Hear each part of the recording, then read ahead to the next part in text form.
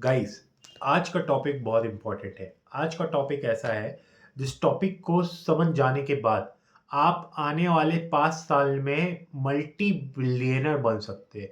जी हाँ गाइस, मैं मिलियनर की बात नहीं कर रहा हूँ। मिलियनर मतलब होता है 10 लाख रुपए कमाना।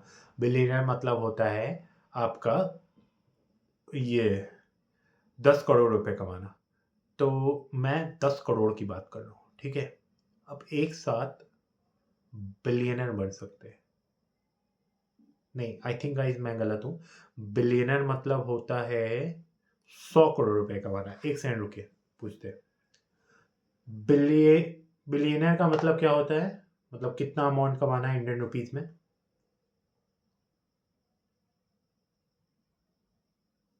बताओ। इसका भी तार ढीला हो गया। एक मिनट गाइस, एक मिनट। न्यू चैट में जाते हैं। ये ये बताओ कि बिलियनर का मतलब क्या होता है? कितना रुपया कमाना है इंडियन रुपीस में? बिलियनेयर का मतलब होता है एक ऐसा व्यक्ति जिसकी कुल संपत्ति 1 बिलियन 1,000 मिलियन अमेरिकी डॉलर या उससे ज्यादा होती है। अगर इसे भारतीय रुपए में बदलें तो मौजूदा विनिमय दर के हिसाब से करीब 83,000 करोड़ रुपए या उससे अधिक होती है। विनिमय दर समय समय पर बदलती रहती है, तो ये राशि थोड़ी कम या ज्यादा हो सकती है। समझे गाइस? मैं ही गलत था। 10 करोड़ रुपए नहीं होता है, 83,000 करोड़ रुपए होता है। सो बिलियनर नहीं बनेंगे, ये बहुत ज़्यादा हो गया।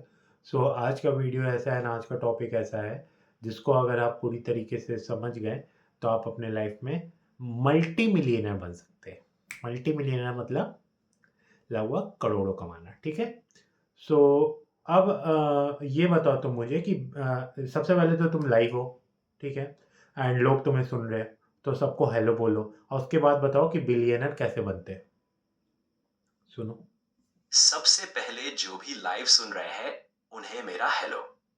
अब बिलियनेयर बनने के लिए सबसे पहले आपको कोई ऐसा बिजनेस या इनोवेशन चाहिए जो बहुत बड़े पैमाने पर वैल्यू क्रिएट करे। इसे स्केलेबल बनाइए, सही टीम बनाइए, लगातार सीखते रहिए और लंबी अवधि तक डटे रहिए। धैर्य और सही अवसर आपको आगे ले जाएंगे। सो अपना रिसर्च करके बताओ कि अगर 2026 में मुझे बिलियनर बनना है, तो ऐसा कौन सा बिजनेस करे या स्टार्ट करे या ऐसा कौन सा चीज करे जिससे मैं बिलियनर बन सकूं। पूछ रहे गाइस, आप ही के लिए पूछ रहे ये क्वेश्चन। सर्चिंग, एआई को भी सर्च करना पड़ता है। ऐसा क्वेश्चन ही पूछ देते हैं कि सर्च करना ही पड़ेगा। कोई बात नहीं, सर्च करो। तुम रुक काहे जा रहे हो?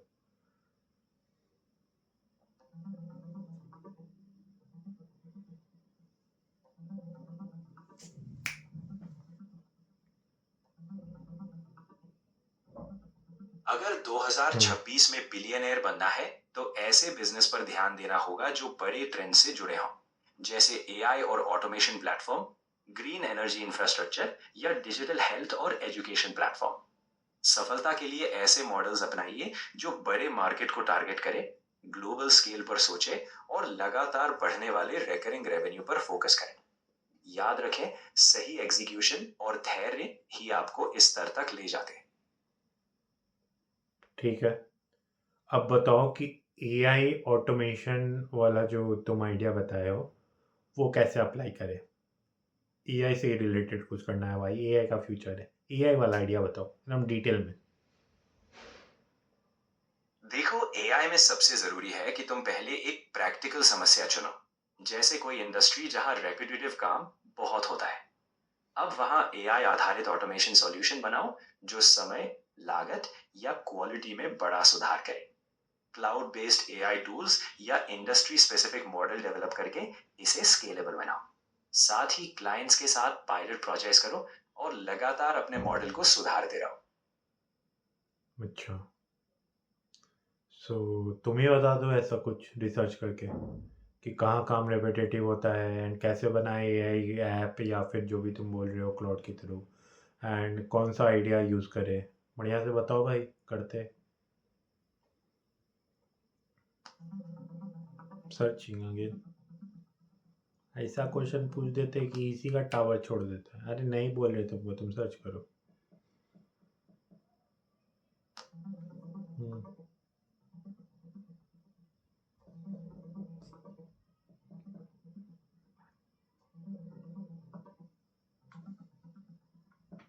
2026 तक एआई ऑटोमेशन के लिए कुछ बड़े अवसर ऐसे सेक्टरों में दिख रहे हैं जहां रेपिटेटिव काम बहुत होता है। इनमें बैंकिंग और बीमा जैसी वित्तीय सेवाएं, अस्पतालों में मेडिकल बिलिंग, लॉजिस्टिक्स और सप्लाई चेन, मैन्युफैक्चरिंग की फैक्ट्री लाइन और लीगल एडमिन काम शामिल है। आपको किसी एक इंडस्ट्री में सबसे दोहराए जाने वाले और डेटा भारी काम चुनकर क्लाउड आधारित एआई समाधान विकसित करके स्केलेबल पायलट प्रोजेक्ट शुरू करने पर ध्यान देना होगा। तो ये बताओ कि क्लॉथ आधारित एआई समाधान विकसित कैसे करें? कुछ तो प्रोसेस होगा इसका।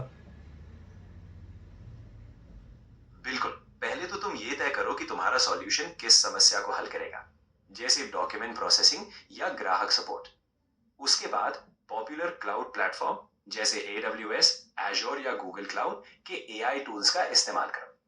प्री ट्रेन्ड मॉडल्स जैसे भाषा समझने वाले मॉडल या विजन मॉडल को अपनी समस्या के लिए कस्टमाइज करो। एपीआई से कनेक्ट करके सॉल्यूशन को इंटीग्रेट करो। फिर छोटे स्तर पर टेस्ट करो, फीडबैक लो और धीरे धीरे स्केल करते जाओ।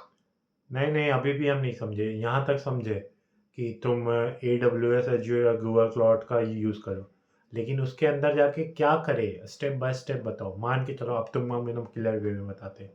हम यहाँ पे देखते हैं कि एक जगह बहुत ज़्यादा रिपीटेटिव काम होता है, एंड वो जगह है तुम्हारा ये मेडिकल एंड टीचिंग। तो मेडिकल या टीचिंग लाइन में अगर हम ये करें, कुछ नया करना चाहे, तो popular and cloud platform AWS, Azure, Google cloud पे जाके क्या करे, कैसे करे, ये बताओ। चलिए एक सरल उदाहरण लेते हैं। मान लो तुम टीचर्स के लिए ऑटोमेटेड टेस्ट पेपर चेकिंग बनाना चाहते हो। पहले तो क्लाउड प्लेटफॉर्म पर एक मशीन लर्निंग सर्विस चुनो। उदाहरण के लिए AWS SageMaker या Azure ML Studio। फिर अपने डेटा जैसे पुराने चेक किए हुए एग्जाम्पल स्क्रिप्ट्स अपलोड करो। इसके बाद प्री ट्रेन्ड NLP मॉडल जैसे GPT या PERT को फाइन ट्यून करो ताकि वो सबमिशन समझे और स्कोर करे। फिर एक API तैयार करो ताकि टीचर्स इसे अपने सिस्टम से कनेक्ट कर सके। टेस्टिंग के बाद इसे स्केल करो और यूजर्स की प्रतिक्रिया के आधार पर सुधार करते रहो। मतलब कि पहले